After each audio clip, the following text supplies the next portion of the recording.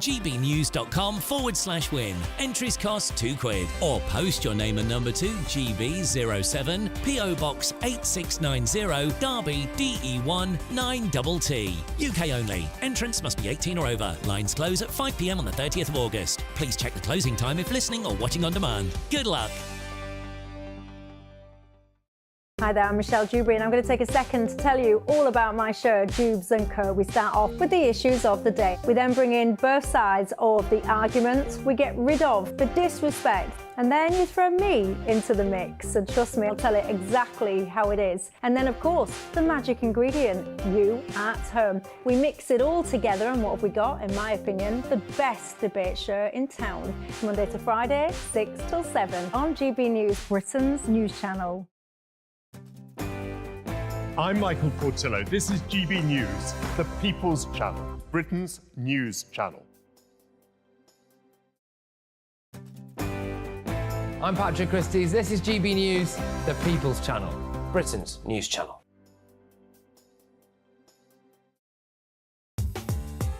I'm Christopher Hope. From pop stars to politicians, I'll interview anybody in a pub who's got a political opinion. Join me every Friday on Spotify, Apple Podcasts, YouTube or gbnews.com, or wherever you get your podcasts. This is GB News, the People's Channel. Every Saturday, 10 till 12, we'll bring you all of the news that you need to know. We'll also remind you that there is so much to smile about. It's my favourite time of the week. I get to relax, enjoy some light-hearted stories, and let Ellie teach me about fashion too. That's Saturday Morning Live, every Saturday, 10 till 12. Only on GB News, Britain's news channel. We're proud to be GB News, the People's Channel. And as you know, we always love to hear your views. Now, there's a new way of getting in touch with us at gbnews.com/your-say. By commenting, you can be part of a live conversation and join our GB News community. You can even talk to me, Bev Turner, or any of the members of the GB News family. I'm Stephen Dixon, and thanks for joining us on GB News, Britain's news channel.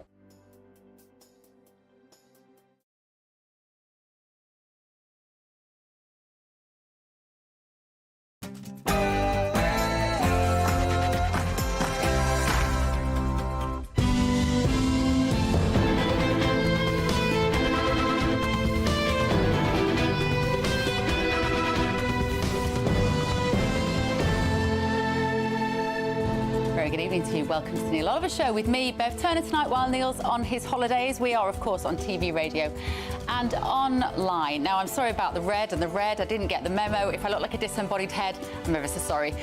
Tonight, though, it's been a terrifying week, if you believe in free speech. One man's charges for social media posts included the reference to his anti-establishment rhetoric. I'm not joking. We're going to be asking a leading barrister what all of this might mean. The boxer at the centre of the Olympic gender controversy is suing Elon Musk and J.K. Rowling for aggravated cyber harassment. What chance does Emain Khalif have of winning that? And it's now called Mpox, not monkeypox, presumably because we didn't take it seriously enough when they tried that last year. The World Health Organization has declared Mpox a major global emergency, and the first cases have now been found in Europe. I'll be asking an expert if it's just another infection with a powerful marketing campaign. And finally, we're going to be catching up with the Australian Olympic breakdancing story, which is still spinning across the world. All of that and more coming up. But first, an update on the latest news.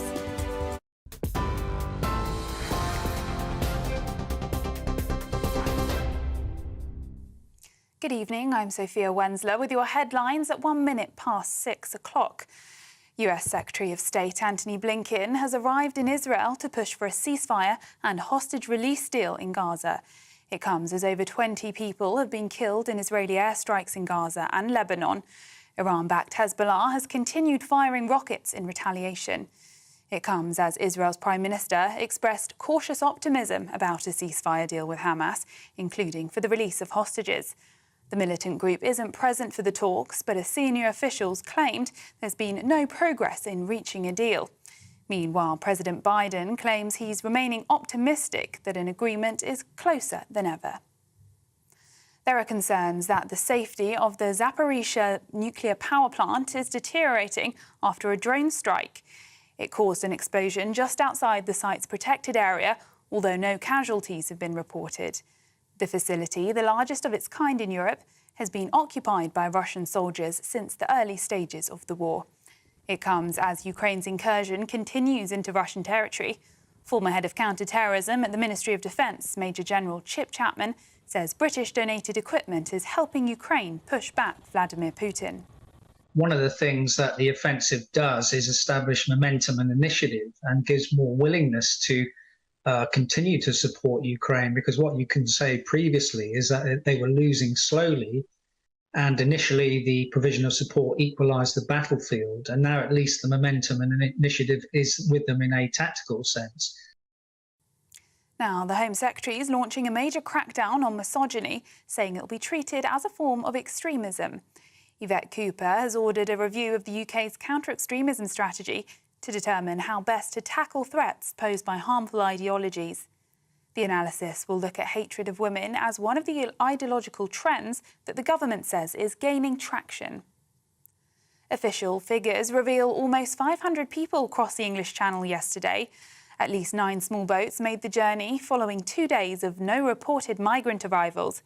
It brings the total number of migrants reaching UK waters so far this year to 19,000. The Home Office insists it's creating a new border security command to tackle the problem. In other news, a biotech firm that produces an Mpox vaccine is ramping up production after a new strain was found in Europe. The Clade 1b strain has been confirmed in Sweden after first being detected in the Democratic Republic of Congo. It's believed to be the most dangerous version of the disease so far. A don't swim alert's been issued for a popular Devon seaside town because of a sewage leak. South West Water says it can't keep up with the spill caused by a burst pipe at a nearby pumping station in Exmouth. It's apologised and insists engineers are working around the clock to fix the problem. It comes after the regulator Ofwat announced water bills will rise an average on £94 over the next 5 years. That's to cover the cost of upgrading Victorian-age infrastructure. It was also revealed that 3 water companies, not including South West Water, are facing a combined fine of £168 million for failings, including over sewage treatment. And Donald Trump went on the attack at a campaign event in Pennsylvania last night, twice telling supporters he was better looking than his election rival. His opponent, Kamala Harris, is planning a bus tour starting in Pittsburgh today. The former president was delivering a speech focused on the economy when he asked supporters if they'd mind if he went off script. I'm a better looking person than Kamala. No, I couldn't believe it. She said, you know, I had never heard that one. We're not going to let this socialist lunatic, and she's a socialist lunatic, that's the other thing. Please, sir, please don't call her a lunatic. I said, but that's what she is. She's a lunatic. Those are the latest GB News headlines for now. I'm Sophia Wensler. More in an hour. For the very latest GB News direct to your smartphone, sign up to News Alerts by scanning the QR code or go to gbnews.com/alerts.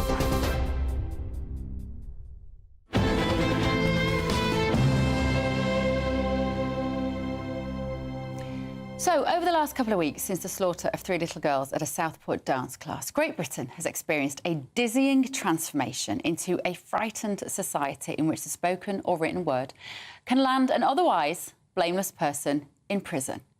Powerful, dissident voices, predominantly on the political right, have grown noticeably quiet on Twitter and Facebook, frightened by headlines of ordinary people being banged up for a hasty tweet or an expression of anger online.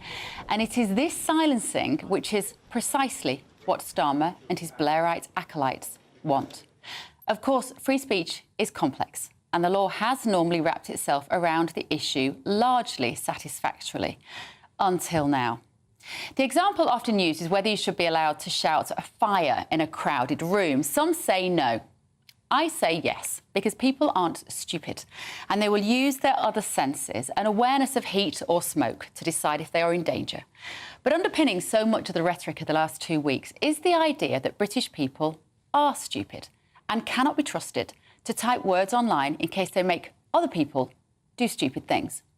Labour MP Jess Phillips largely kicked this off this week when a gathering of Muslim men amassed in her Birmingham constituency, and she tweeted, "All day rumours had been spread that a far-right group were coming, and it was done entirely to get Muslim people out on the street. It is misinformation being spread to create trouble." Now, these local louts eventually ragged their boy racer cars and their Palestinian flags around a roundabout, caused frightened pubgoers to barricade the doors and eventually beat up a customer in the pub car park. Phillips could have tweeted, "Take responsibility for your own actions, regardless of whether you feel goaded online. Don't come out looking for trouble." But that isn't fashionable anymore. Gone are the days of telling people to take control of their own lives. We're now under a Labour government where you can look for the state to pay for your life and blame someone else when you inexplicably find yourself in a riot. Prince Harry waded in and blamed the internet for the post-Southport riots. "What happens online within a matter of minutes transfers to the streets," he said. "People are acting on information that isn't true." As though people were sat at home watching TV with a cuppa until they are gripped like a zombie by a tweet and decide to smash in the window at Greg's. It is patronising nonsense. And Harry's idea that this is because information isn't true contains the assumption that if controversial facts about an aggressor or a situation are true, that would make rioting somehow OK. It is bonkers. We need to stop blaming everything on social media. It is lazy, it is thick, and it's leading us towards accepting a closed society in which the narrative is dictated entirely by the state in collaboration with a compliant media. And the individual, you and me, are reduced to a passive, silent, stupid object who can't be trusted to think properly. Social media terrifies politicians and newspaper editors because it gives us, the little people, the ability to exchange information. In a world where 5 billion people use social media every day, some of it will be inaccurate, just like some things in newspapers have been inaccurate for decades. But democracies rely on the ability to exchange opinions and information. We need to tell our conflicting stories so that we continue to evolve into the 21st century rather than retreat into a weak, ineffectual tyranny of silence. So joining me now is Francis Hoare, public law barrister. Francis, good to see you. I've just been talking about how I find it quite terrifying the last couple of weeks, and the very firm fist with which Keir Starmer has been stamping out. It almost feels like quite personal to him in his role of former Director of Public Prosecutions. He seems to be very much involved in these cases to stamp out dissent, particularly on the right. How has it appeared to you from your legal perspective? Well, I think there are two elements, Bev, and afternoon, it's good to see you.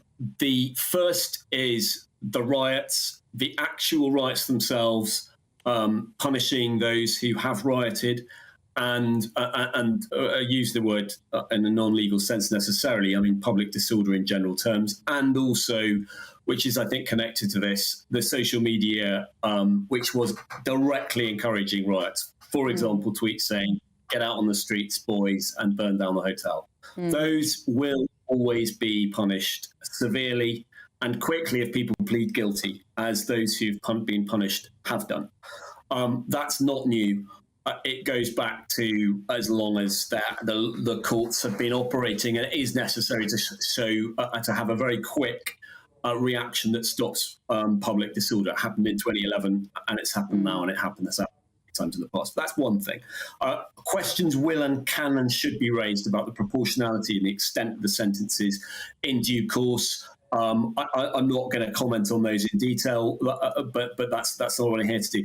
But the other concerning element has been the use of the Public Safety Act and as you say, the messaging by the government, and also the suggestion by the government, which they knew would be picked up by the media, about intelligence, what might be intelligence or might not be, but we have absolutely no way of knowing. For example, saying there are going to be 100 riots on the streets tomorrow.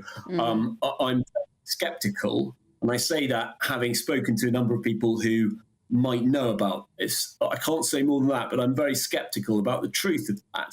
And I know that this comes from a government machine, and I say government machine because, of course, it predates the new government, a government machine that has experience in the last few years, as we both know, and many others, of nudging people, of setting out messages that are not necessarily true, or certainly bending the truth in the way that they want to do so to manage people's behaviour. So just to explain, because people may not know what you're referencing there. So this was the Telegram group. So Telegram is another social media app where people can exchange information. And on that Telegram group appeared a suggestion that on the Wednesday night of last week, there were going to be 100 organised riots.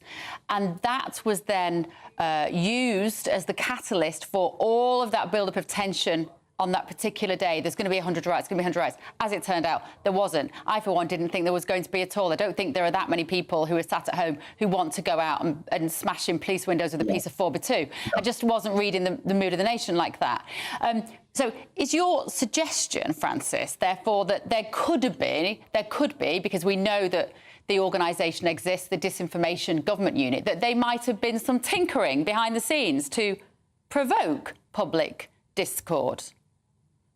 Well, it's very difficult. The problem is it's impossible to know, and we can't know, we won't know for some time, but we should do.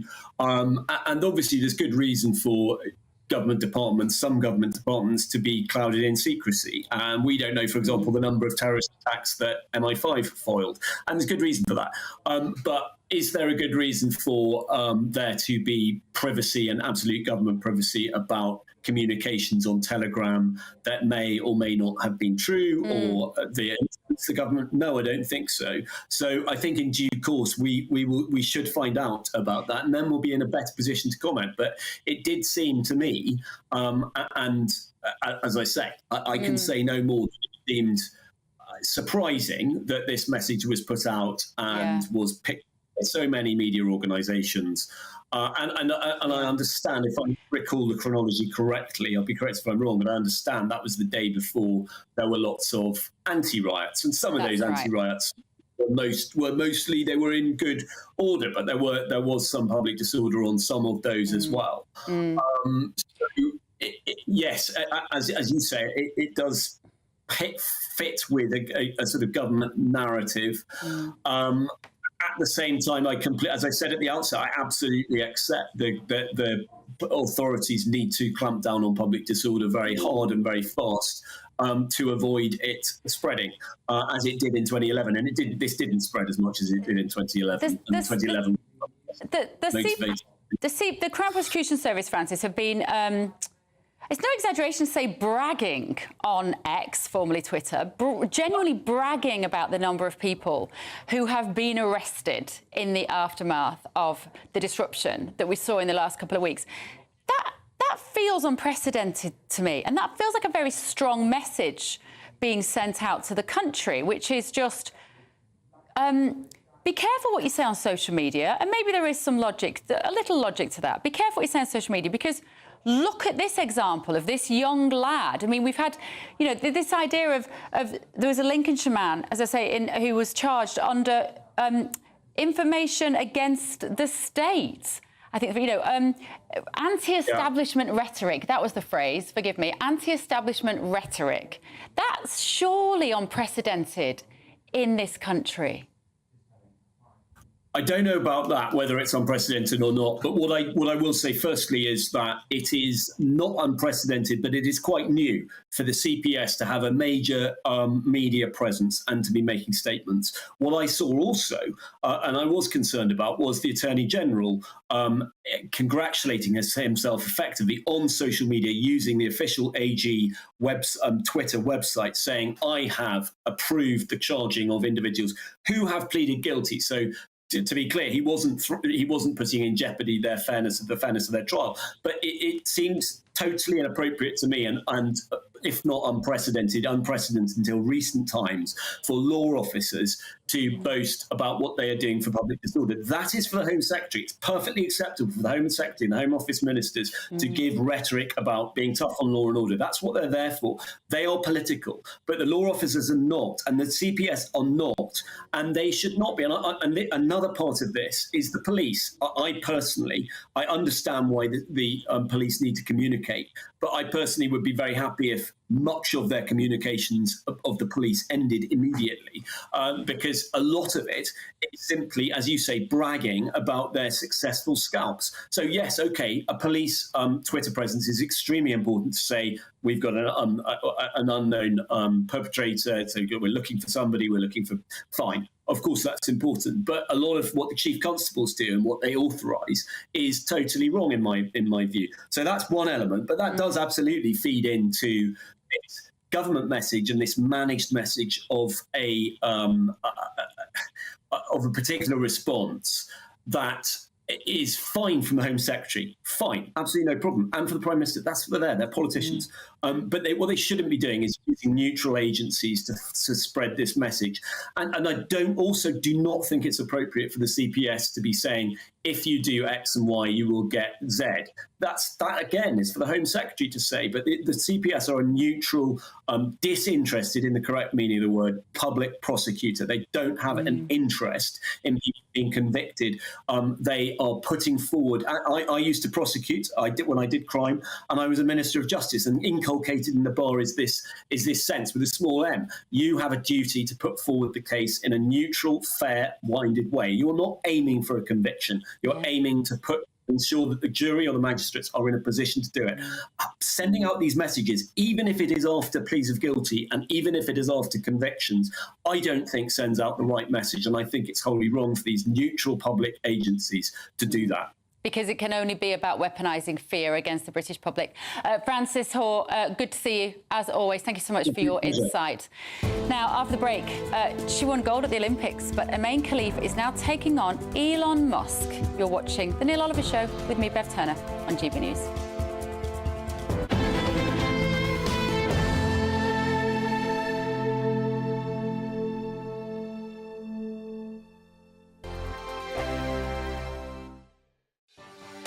Martin Daubney, weekdays from 3 p.m. Sarah, welcome to the show. Obviously, you work for a tobacco company, so a little caveat there to slip in. Nevertheless, it's no surprise that the illegal market is growing so much. When you look at the cost of cigarettes in Britain, huge amounts of duty, and oftentimes, of course, criminality always finds its way into the system. Tell us more about your report. Absolutely. I mean, up to 90% of a packet of cigarettes is tax. And in the last year, there's been 2 tax increases that have equated more to the last 3 years combined. So now, if you're a roll-your-own smoker, a 30-gram pouch of roll-your-own will cost £22.50, but you can buy a counterfeit pack of 50 grams for £3. So there's a massive disparity. A lot of illegal tobacco is imported, but we do also have a problem in the UK with illegal tobacco factories. So in the last month, there's been an illegal tobacco factory in Gateshead, in Bury, busted, producing roll-your-own tobacco. And on the 12th of July this month, West Midlands gang illegal tobacco factory, the gang was found guilty of producing illegal tobacco, and that was more than £5 million lost tax revenue to the government. And actually, all of those people found guilty got a suspended sentence. And how does that work? They're literally importing container loads of raw tobacco and packaging it up in factories in Britain, and they're using what appears to be British packaging illegally? Yeah, some of it is branded packaging, so some of it isn't the kind of unbranded packaging we'd see on cigarettes and roll-your-own now, but it's relatively simple to reproduce, especially RYO. Our own pack swap data now shows that about 50% of the roll-your-own market is illegal tobacco. GB News, the People's Channel. I'm Christopher Hope. From pop stars to politicians, I'll interview anybody in a pub who's got a political opinion. Join me every Friday on Spotify, Apple Podcasts, YouTube or gbnews.com, or wherever you get your podcasts.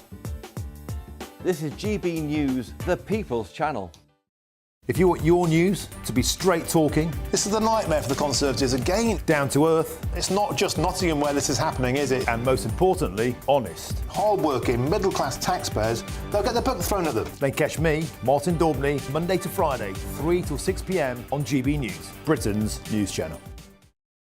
We're proud to be GB News, the People's Channel. And as you know, we always love to hear your views. Now, there's a new way of getting in touch with us at gbnews.com/your say. By commenting, you can be part of a live conversation and join our GB News community. You can even talk to me, Bev Turner, or any of the members of the GB News family.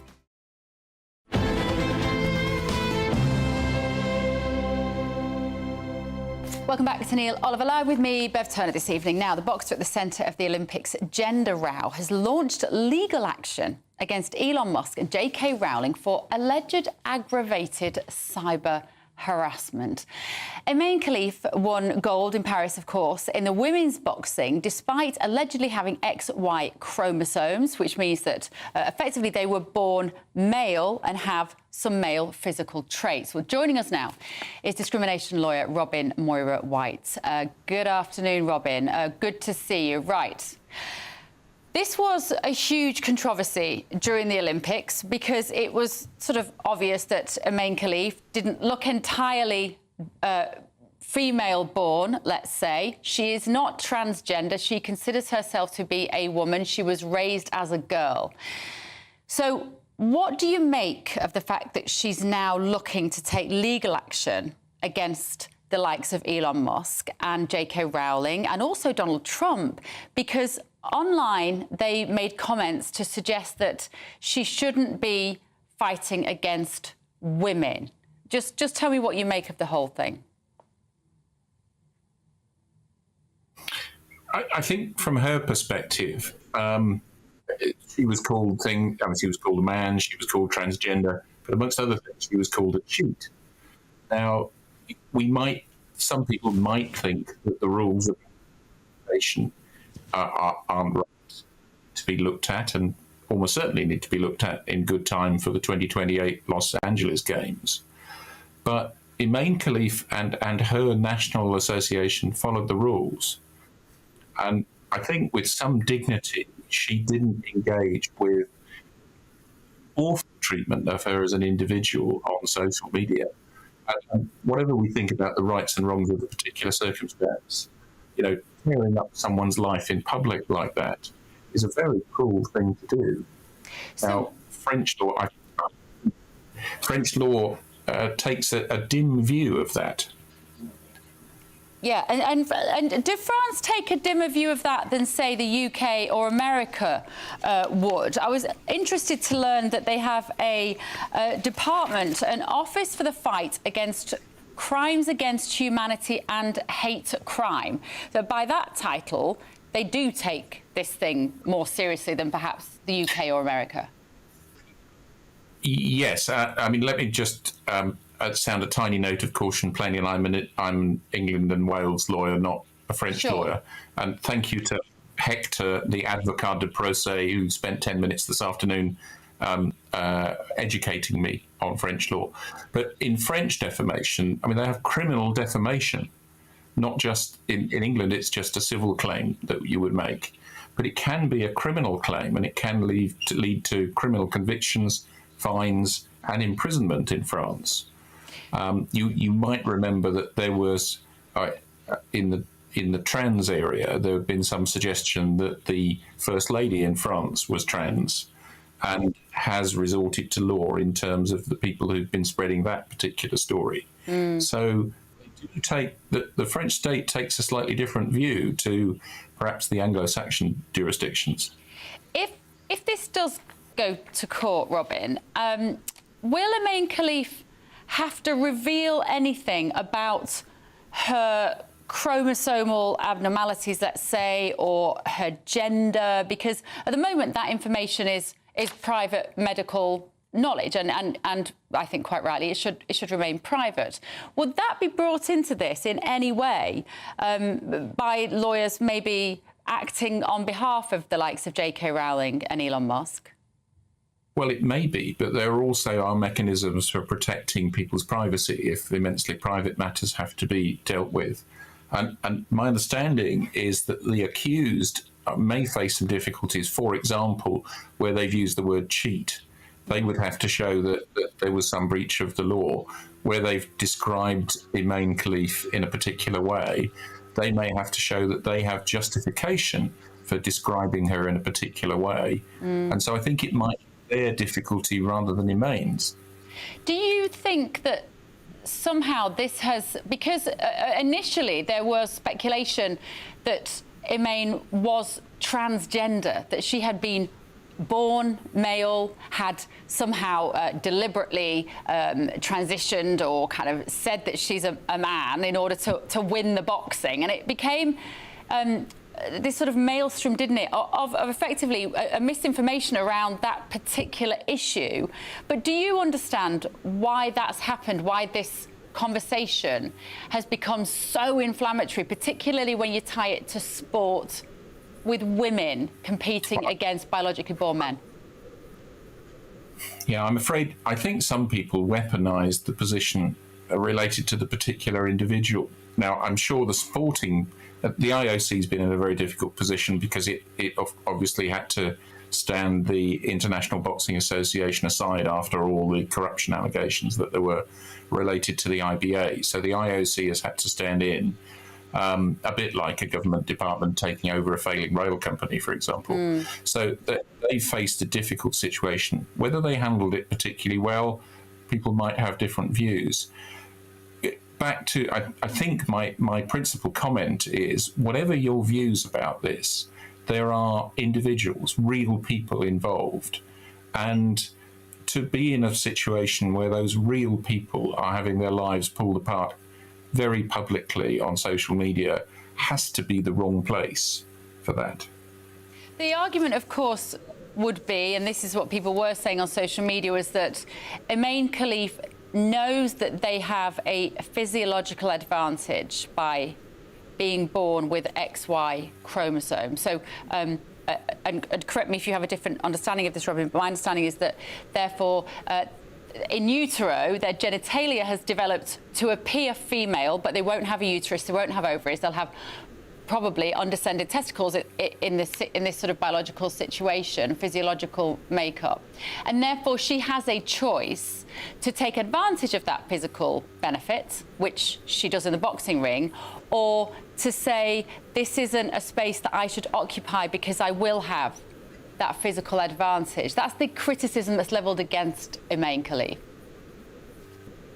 Sure, and I don't have the level of understanding of what her understanding at particular times was, what her history has been, how she has understood herself from time to time, what advice she's had. I think that's the problem about, I mean, I was misled at an early stage. I thought inevitably there's one of the differences of sexual development is called Swire syndrome. Yeah. And I had understood that someone had clearly said that that's the difference of sexual development that she had. Actually, I don't know. You don't know. Yeah. Virtually all the people commenting don't know. And therefore, I'm afraid the finger points back at the sporting authorities to have managed this in an appropriate way that deals with the proper concerns that there are, that women's sport is protected, but that people who are on the fringes of maleness or femaleness are treated with humanity and respect. I appreciate that you're not a French lawyer, and this is pretty specific, but from what you do know, what chances do you think she has of being successful against these very high-profile people, and maybe seeing them behind bars? The French defamation laws are strict and strong, and allows the little person to win on occasion against the strong and the mighty, and that's what we would hope laws would allow people to do. If people however rich they are, however powerful they are, if they've transgressed, then the little man or woman should have a right to redress, and the French system does seem to offer that. Yeah, well, it will be fascinating to watch. Thank you so much for your insight, discrimination lawyer Robin Moira White there. Right. Adieu. Thank you. Au revoir. Right, don't go away, because coming up next is Professor Hugh Pennington. There is apparently an Mpox outbreak. You can't call it monkeypox anymore. That was apparently too funny for you to take it seriously. We're going to be talking about that in just a moment.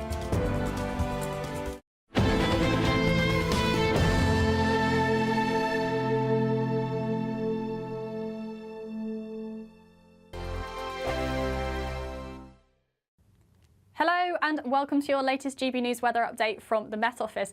A fine evening of weather ahead, some hazy sunshine, but it will be turning cloudier from the west with rain arriving tomorrow. And that's because we've got some low pressure system out towards the west.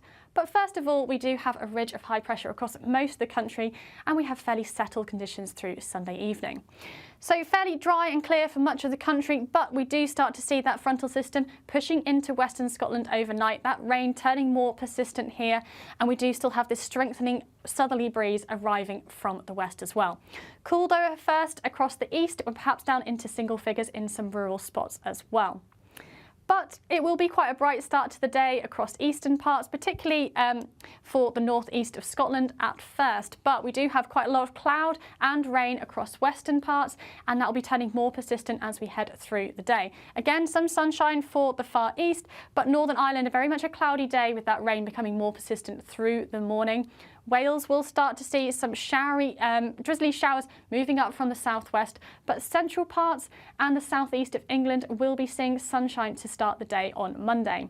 And we will continue with that very much east-west split. Sunshine for the far east, but very cloudy, and we've got some increasing strengthening southerly winds, and that rain will be turning heavy as we head later on into Monday. A rain warning is in force for southwest Scotland, difficult driving conditions here. Cool underneath this cloud and rain, best into the mid-teens, but still some warmth for the southeast of England. By Tuesday, most of that rain will have cleared away much of the country, still lingering on in the far northeast, and it'll be a breezy day with blustery showers, particularly across parts of England, and there'll be some strong winds across the far northwest of Scotland too. Heading into the rest of the next week, it will be staying unsettled with particularly wet and windy weather into Wednesday and Thursday. That's all from me. Bye for now. Welcome to State of the Nation, daily plunge into the stories shaping our country. I'm Jacob Rees-Mogg, and Monday to Thursday we bring you the insights, the facts, the truth about how our country is being governed. Because what happens in Downing Street matters down your street. Tune in to State of the Nation every Monday to Thursday, 8 to 9 o'clock. Only on GB News, the People's Channel, Britain's news channel.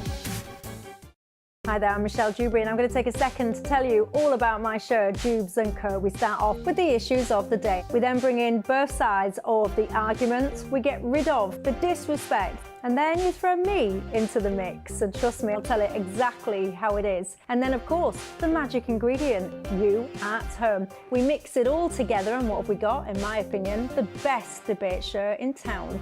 Monday to Friday, 6 till 7 on GB News, Britain's news channel.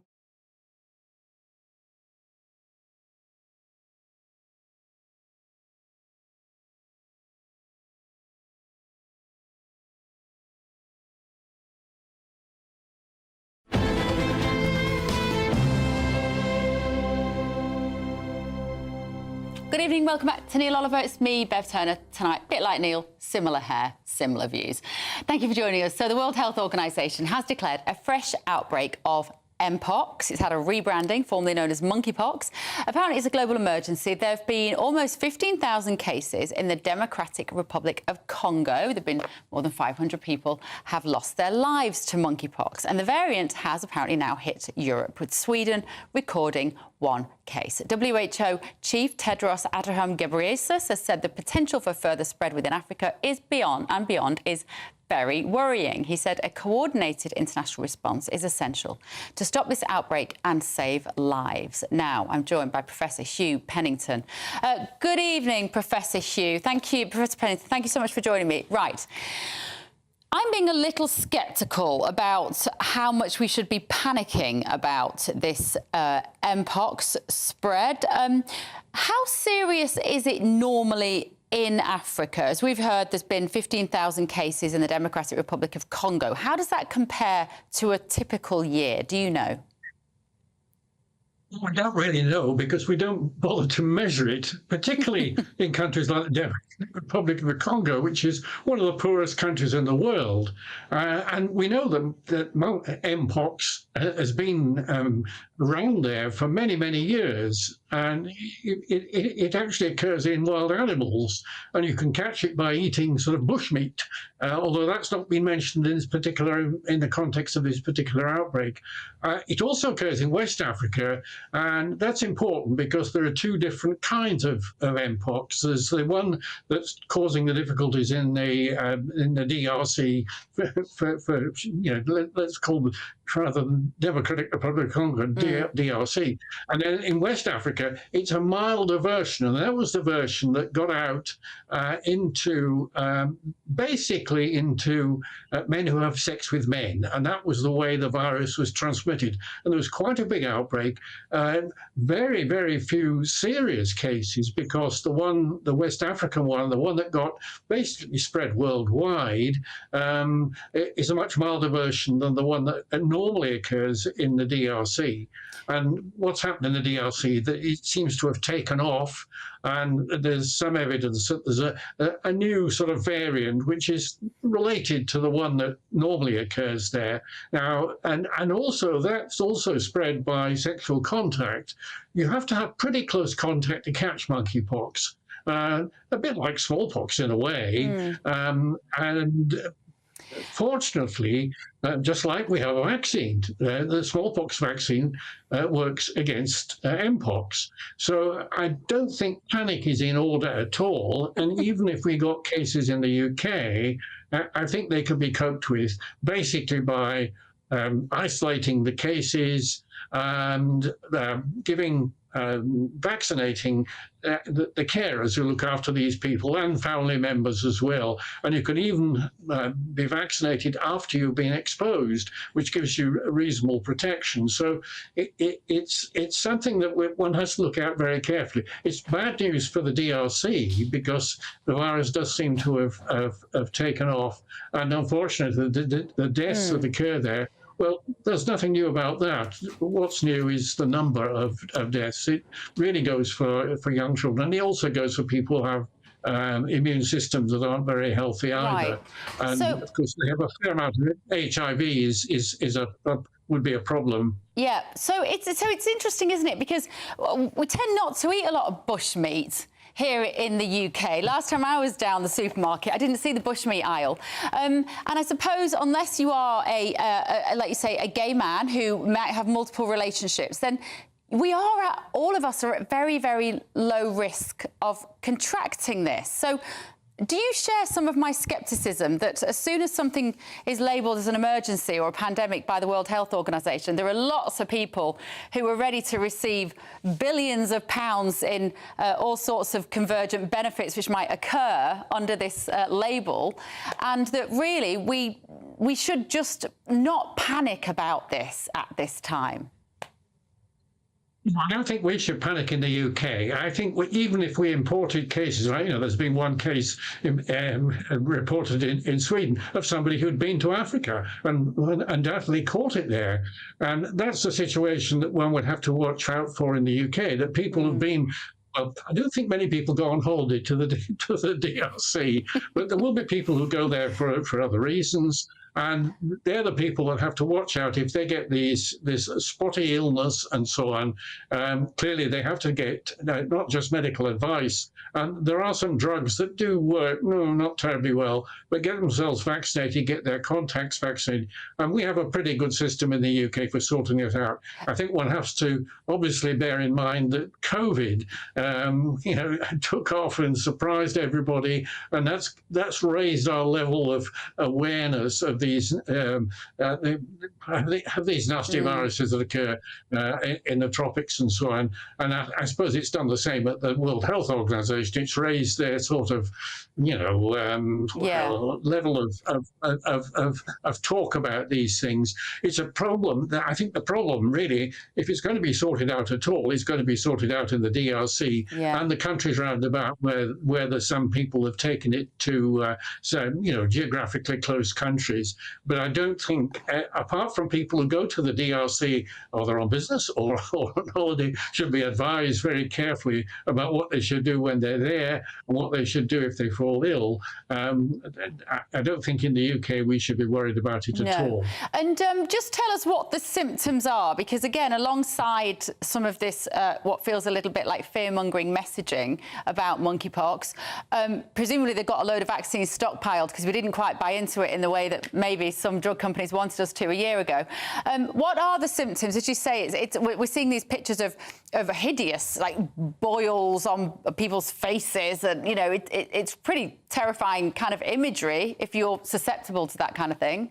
Yes, the main symptoms of Mpox are you feel absolutely rotten, you probably have a fever, and the characteristic ones, the ones on which the diagnosis would be made clinically, would be the spots, which are, as we've already heard, horrible-looking boil-like lesions which occur across the body, probably in some parts of the body more than in others.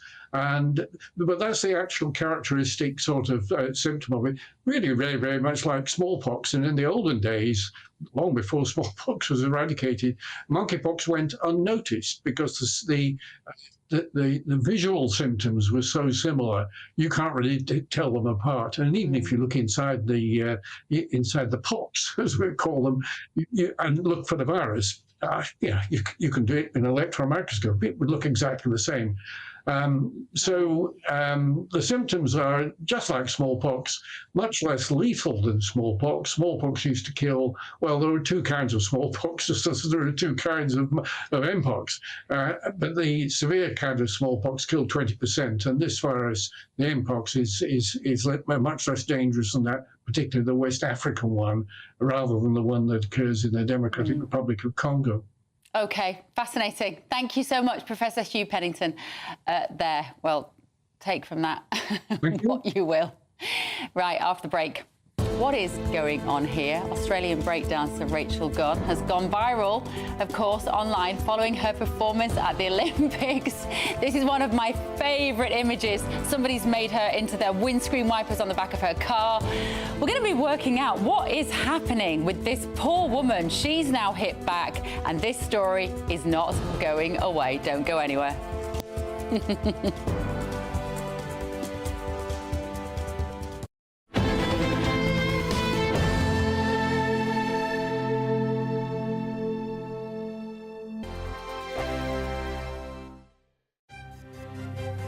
GB News Breakfast, every day from 6 a.m.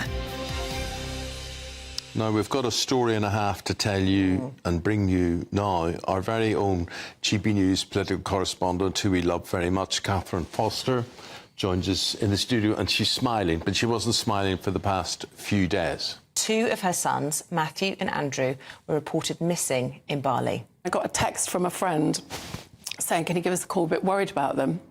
Then spoke to a girl they'd befriended who was in Sweden, but they'd met on their travels. And she told me that they'd gone up the mountain. By the time I found out, they'd been missing for 30 hours. They'd gone up the mountain on the Tuesday night, British time. This was the Thursday morning, without a guide. And they'd told her it was really hard. And she told them to turn back, but they hadn't. And they'd sent screenshots from this app with this trail that they were following on the app, screenshots of the app in case there was a problem, and a Snapchat of a Matthew avatar at the top. And she said, I know they made it to the top because I could see that his phone had nearly died. But the trail had actually closed many years ago. So the app, we will need to make sure that that gets taken off the app. But, technology saved them in the end because it was the screenshots and it was the messages that they'd sent, but they should never have been without a guide. But what were you doing during those 30 hours that Mum couldn't, when the phone died and Mum couldn't get in touch. Where were you? What were you up to? Well, we were trying to figure out the best course of action, because it started to pour with rain. The amount of rain created a river, like a stream. Yeah. We were like, oh, yeah, let's follow the stream downhill, and then the sun set, and we just had to like sleep in the bushes in the jungle. GB News, the People's Channel. Good afternoon, Britain. Your lunchtime update on the stories that matter across the UK. From breaking news and insightful analysis, inspiring stories and lively debates. You're comparing yourself to a former Prime Minister. Which is it? Stay informed, stay updated, stay entertained. I just don't know how anyone would not want to be there. Every weekday from midday. We are Good Afternoon Britain, only on GB News. Britain's news channel. Hello there, I'm Eamon Holmes. Thank you for joining us on GB News, Britain's news channel. Sunday nights on GB News. From 6, Neil Oliver. At 7, it's Free Speech Nation with Andrew Doyle. At 9, Mark Dolan. And at 11, get set for the week ahead with headliners. Tomorrow's papers tonight. GB News, the People's Channel, Britain's news channel.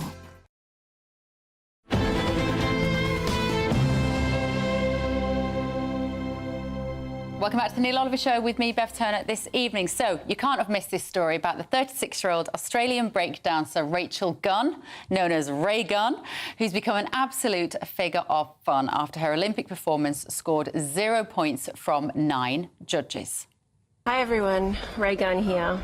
I just want to start by thanking all the people who have supported me. I really appreciate the positivity, and I'm glad I was able to bring some joy into your lives. I didn't realise that that would also open the door to so much hate, which has frankly been pretty devastating. I'd really like to ask the press to please stop harassing my family, my friends, the Australian breaking community and the broader street dance community. So I'm joined now by online editor of The Spectator Australia, Alexandra Marshall. Alexandra, thank you for joining me. I don't know about you, but when I see the reaction to Rachel Gunn, I haven't really seen hate. I've seen a huge amount of satire. Comedy shows have been doing impressions of her. She's inspired a million memes. But have you seen hate? And is she right to use that word? Hate is definitely not the correct word. There has been some questions asked, shall we say, about the inclusion of breakdancing. But not only that, but look, Stephen Bradbury was the last time that we had an Australian in the Olympics famous for not doing well. And he was, of course, the speed skater who was coming dead last until everyone else fell over and he won a gold medal. In this case, what we've got is someone who is an academic who has a PhD in breakdancing, scoring 0. So what it really is the clash of academia with merit and the real world. And so she has walked into a much larger conversation about our universities. And I think that's why she's getting more criticism than just funny memes. So the idea being that she didn't deserve to be there, and somehow she'd got there and kind of somehow worked the selection process so that she was selected. Is she the best breakdancer there is in Australia?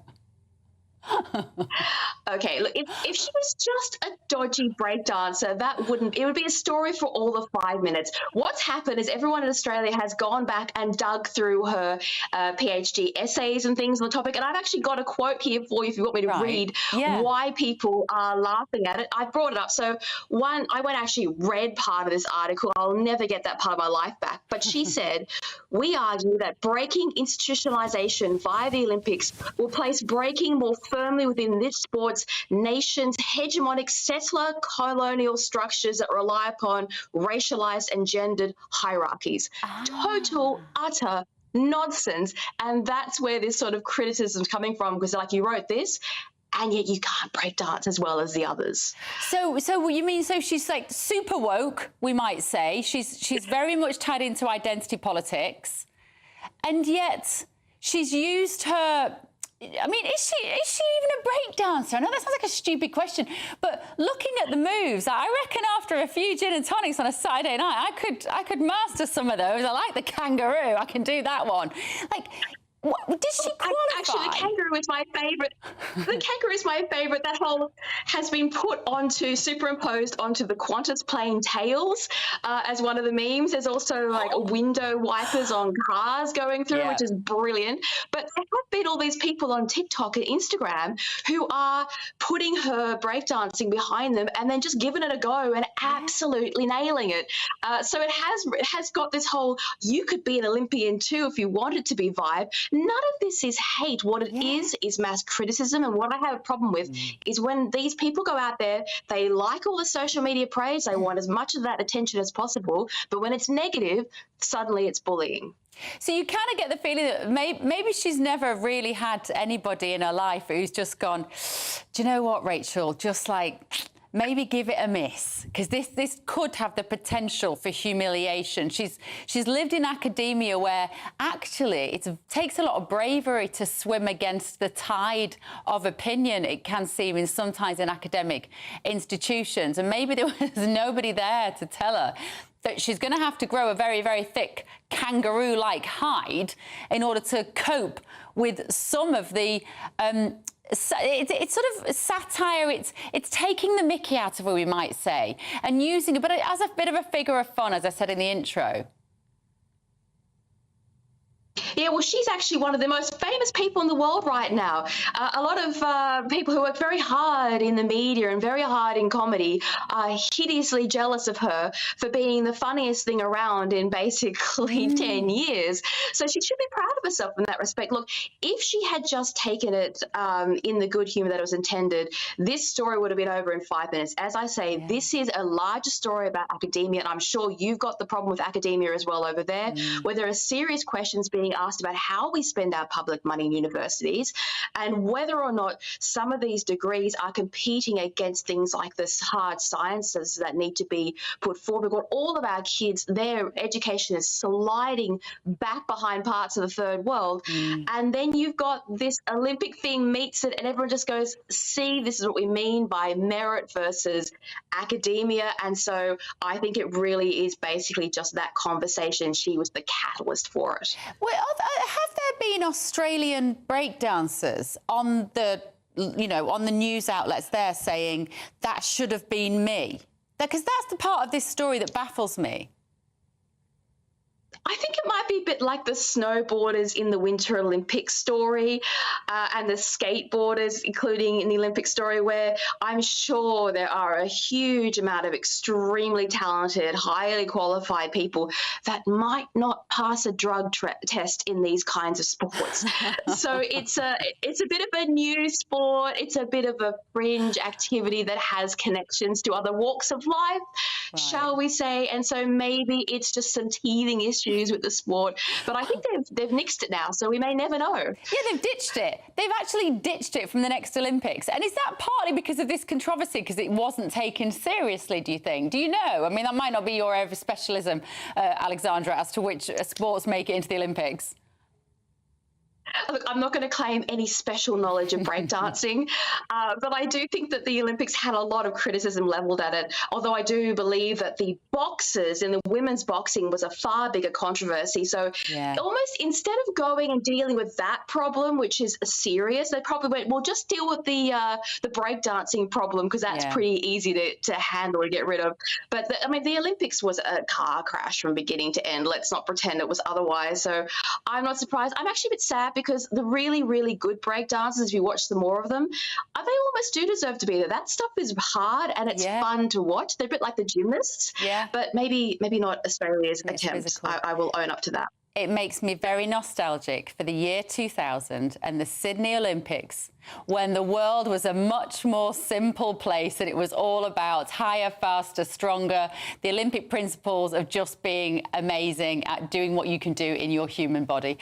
Thank you so much. So thank you for letting me be Neil Oliver for this evening. That's it on the telly, but if you want more of us, we of course will be on YouTube, and stay tuned for the brilliant Free Speech Nation next. I'm going to carry on this conversation. We're going to be talking more about free speech and the astonishing debanking scandal that is continuing. So I'll see you back live on GB News Monday morning at 9:30 for Britain's Newsroom. But otherwise, come and see me over on YouTube.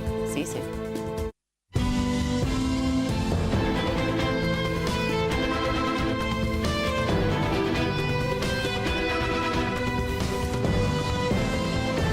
We could be calling you with the news that you've won our latest Great British giveaway, an incredible £30,000 in tax-free cash. Hi, I'm John from sunny North Yorkshire, and I've just won £20,000 in the GB News Great British giveaway. It didn't cost much to enter, but of course if you're not in, you can't win. And here I am having won £20,000, and that's tax-free, so I'm rather pleased I did it. For another chance to win £30,000 in tax-free cash, text cash to 63232. Text costs £2 plus one standard network rate message. You can enter online at gbnews.com/win. Entries cost £2 or post your name and number to GB07 PO Box